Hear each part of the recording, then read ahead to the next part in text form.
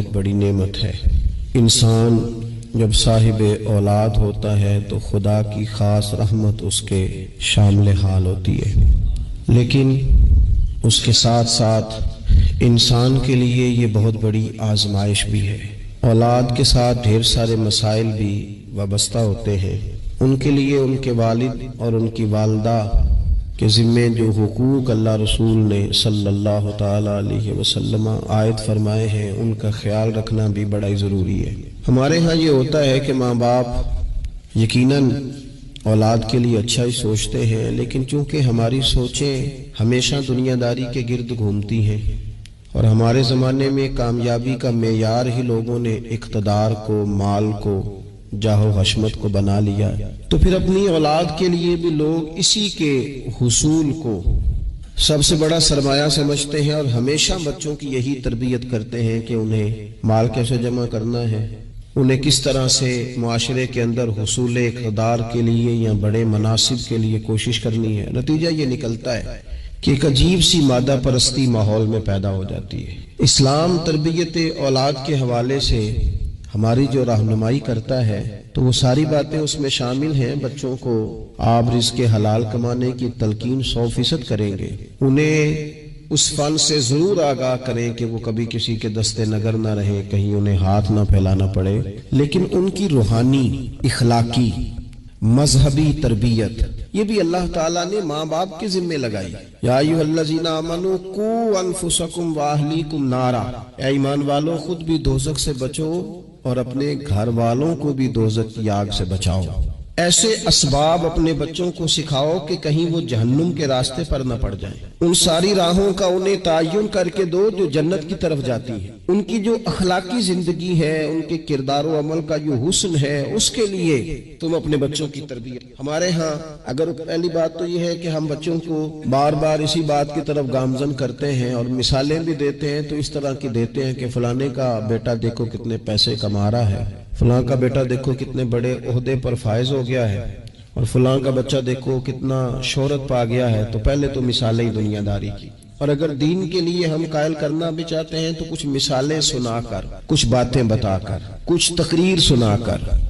تو یاد رکھیے گا تقریریں گھر سے باہر چلتی ہیں، گھر کے اندر عمل چلتا ہے۔ بچوں کی دینی اور روحانی تربیت کرنے کے لیے سب سے پہلے ماں باپ کو دینی اور روحانی زندگی گزارنی پڑے گی۔ بچے جس طرح باپ کو وقت پر ڈیوٹی پہ جاتا ہوا دیکھتے ہیں، انہیں اپنے باپ کو وقت پر اٹھ کے نماز پڑھتا بھی دیکھنا پڑے گا۔ اگر اس کا کاروبار کم ہو جائے، کہیں نقصان ہو جائے، تو جس طرح وہ اسے پریشان اور بے حال دیکھتے ہیں، کاش ایسا ہو نا کہ کبھی باپ کی آنکھوں میں آنسو آئیں اور بچے پوچھیں کہ ابا جی کو کیا ہے، تو اماں کہے پتر تمہارے باپ کو حضور کا مدینہ یاد آتا ہے۔ یہ چیزیں روحانی زندگی جب ہم گزاریں گے تو بڑی جلدی ہمارے بچوں کے اندر یہ چیزیں پیدا ہوں گی۔ لیکن یہ تو نہیں نہ ہو سکتا کہ آپ فصل گندم کی بوئیں اور کاٹنا چاول چاہیں، یہ ممکن نہیں ہے۔ ہم چاہیں کہ ہم گھر میں کوئی دینی کام نہیں کریں گے، لیکن پتر تیرے اوپر پابندی ہے، تو نے سارے دینی، روحانی، اسلامی سارے تو نے کام کرنے ہیں۔ میرے پاس لوگ بچے داخل کرانے آتے ہیں تو ایک جملہ وہ اکثر بولتے ہیں، وہ کہتے ہیں جی میں بچہ داخل کرانا چاہتا ہوں تاکہ میری بخشش کا ذریعہ بن جائے۔ تو میں کہتا ہوں یہ بات آپ کی ٹھیک ہے، حدیث پاک میں الفاظ موجود ہیں کہ اللہ تعالیٰ والدین کو اعزاز دے گا، لیکن آپ ماشاءاللہ باشعور ہیں۔ اگر آپ کو اس بات کا شعور ہے نا کہ بچے کی وجہ سے حافظ قاری علامہ صاحب کی وجہ سے میری بخشش ہو جائے گی، تو اور بھی تو کئی چیزیں بخشش والی ہیں، آپ عمل کیوں نہیں کرتے؟ ان پر آپ توجہ کیوں نہیں دیتے؟ اس طرح بھی تو آپ غور فرمائیں۔ آپ کسی اور کے ذریعے سے جو بخشش چاہتے ہیں تو کوئی ایسا کام کرے نا کہ ہم رب سے دعا کریں تو اللہ ہماری وجہ سے کسی اور پر بھی فضل فرما دے۔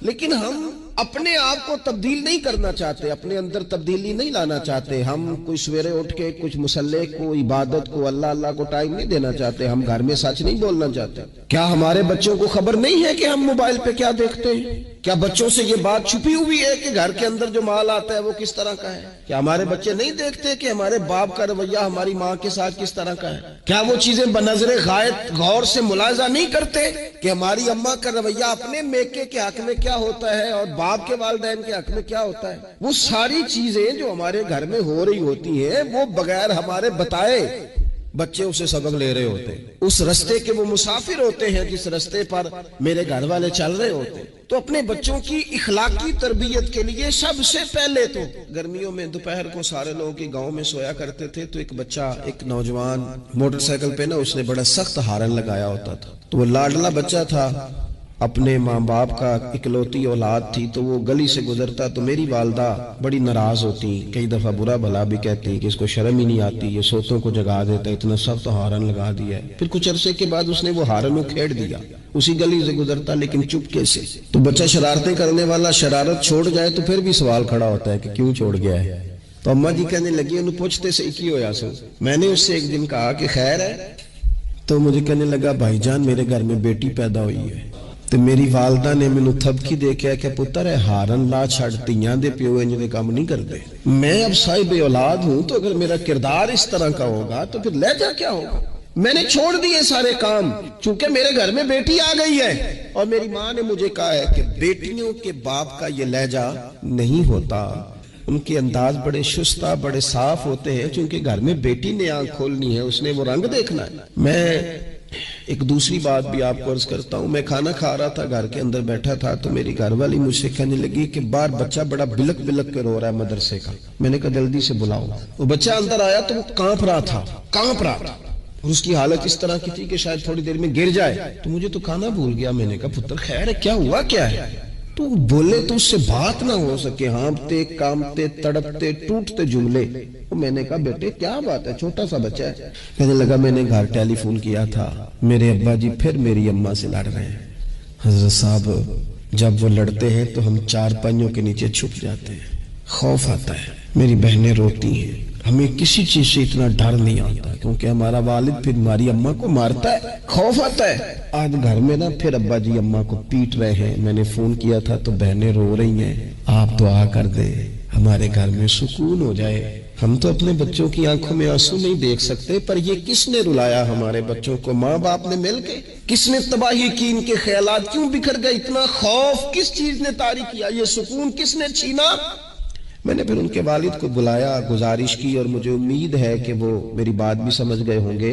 میں نے ان کو وہ سارے حالات سے آگاہ کیا کہ آپ کے بچوں کی نفسیات کہاں تک جا رہی ہے. پر میری آپ اس واقعے کے بعد میں سمجھا کہ شاید یہ ایک گھر کا مسئلہ تو نہیں ہوگا، جانے کتنے گھروں میں یوں ہوتا ہوگا، کتنے بچے خوف کی زندگی گزارتے ہوں گے، اللہ جانے اب کیا ہونے لگا ہے. تو اپنے بچوں کی اخلاقی تربیت کے لیے اخلاقی بڑا پیار کرتا ہے باپ اپنے بچے سے. میں صحیح بتاتا ہوں، آپ بڑا پیار کرتی ہے ماں اپنے بچے سے، لیکن یاد رکھنا اس پیار میں کہیں وہ اخلاقی حدود کو کراس نہ کر جائے. یہ دیکھ لینا کہیں آپ کے لاڈ پیار میں کوئی ناجائز بات اس کے منہ سے نکلے کسی کے بارے میں اور آپ اسے قبول کر کے کہیں اسے تباہ نہ کر دیں.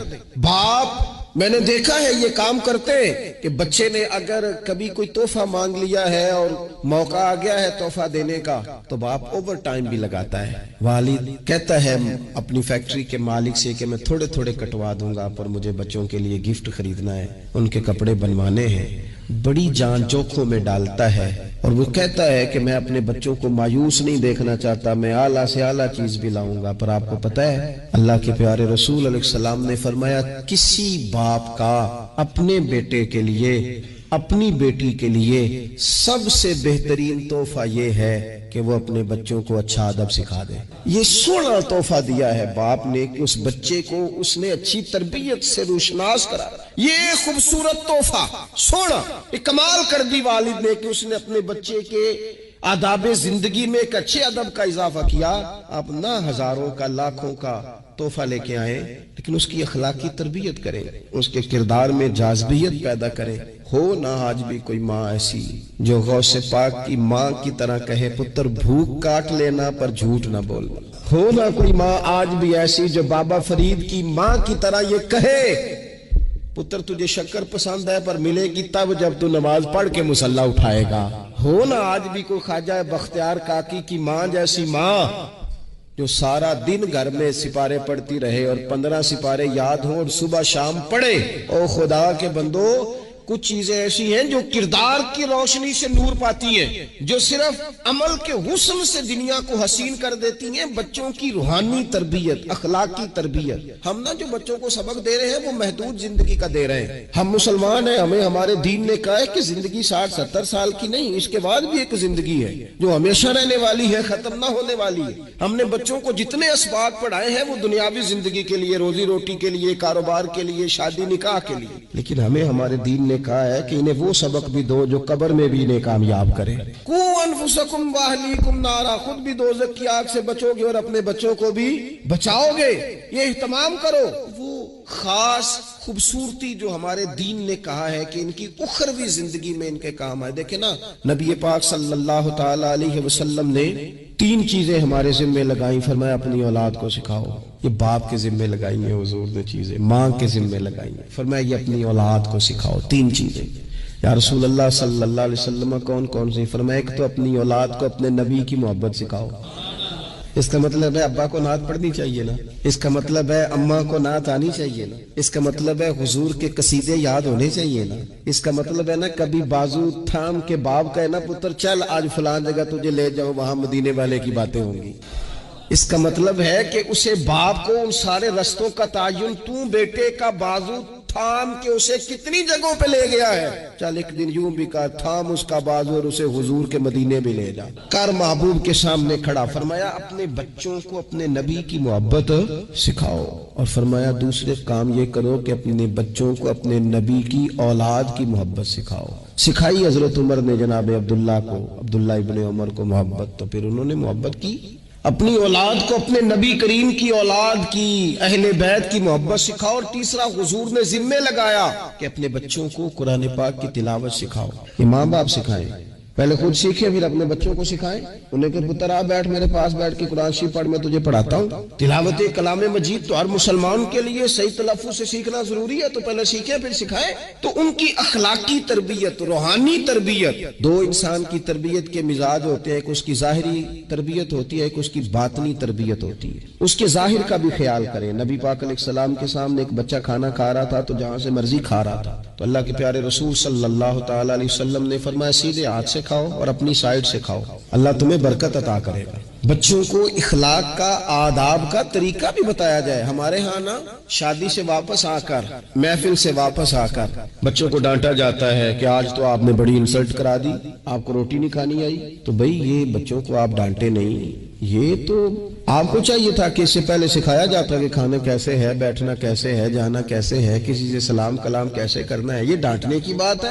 یا استاد کو چاہیے تھا کہ اپنی کارکردگی پر غور کرتا، بجائے اس کے کہ اپنی کارکردگی کو دہرایا جائے، الٹا آپ اس شخص کو ڈانٹ رہے ہیں جو زیر تربیت ہے۔ اور پھر بعض اوقات یہ ہوتا ہے کہ بچوں کو اس طرح ڈانٹا جاتا ہے، ہمارے صوفیاء نے لکھا ہے جب بچے پہ غصہ آئے تب اسے سزا نہیں دینی، ایک دن بعد سزا دو یا کچھ گھنٹوں کے بعد، اس لیے کہ غصے میں جو سزائیں دی جاتی ہیں وہ حد سے کراس کر جاتی ہیں۔ بچوں کو مناسب انداز میں سزا دینا بھی شریعت میں موجود ہے۔ سب سے زیادہ حضور پیار کرتے ہیں امت سے، لیکن نبی پاک صلی اللہ تعالی علیہ وسلم نے فرمایا 7 سال کے بچے کو نماز کا کہو اور 10 سال کا نہ پڑھے تو سزا دو، اسے مناسب حد تک تنبیہ کرو، سزا دے کے بھی پڑھاؤ۔